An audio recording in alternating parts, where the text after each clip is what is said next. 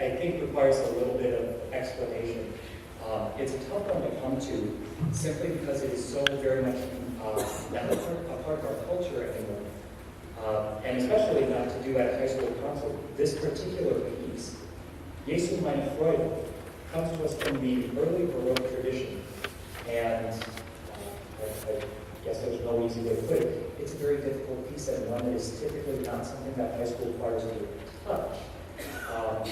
It ranks in the realm of professional scale work. It is in 6 movements, 6 verses, and if you would, hold applause until the end of the 6 verses. We'll feature some very fine soloists in addition to the choir on this one. And well, God's getting ready. And if you have the chance so far to read the translation, the piece itself, in the way that it presents itself, is one of exceedingly great joy and longing after a relationship with the Almighty.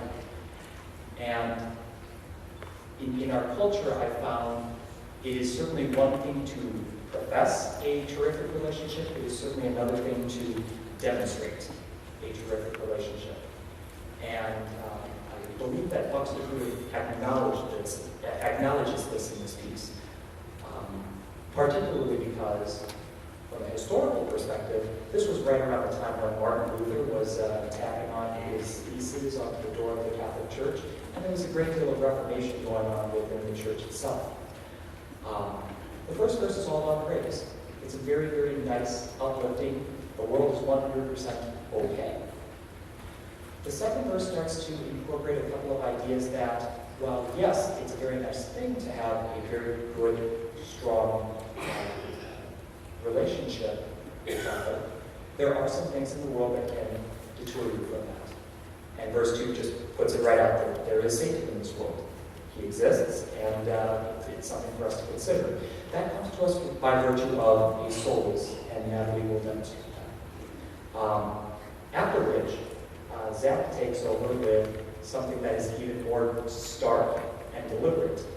There are some very real and serious evils in the world. Everything that the choir was singing about in verse number 1, how wonderful it is, there are some real problems. The fact that he incorporates this with soloists really speaks about the nature of individuals in our society and the society as a whole, which is why the choir comes in, to be a reflection of the people as a group. They come together in verse 4 to start discussing how we should relate to these differences going on, to these conflicts. Wonderful ideas that happen in verse number 1, but yes, there are some things in the world, and we have a struggle.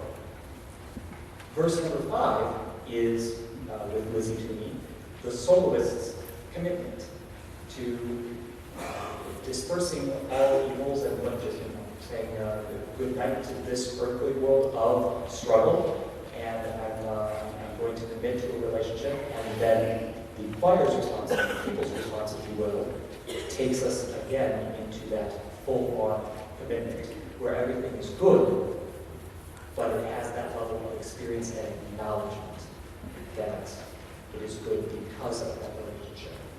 A very, very strong piece, and certainly one that justifies itself as it goes on in its message. Thank you for sitting through that lecture.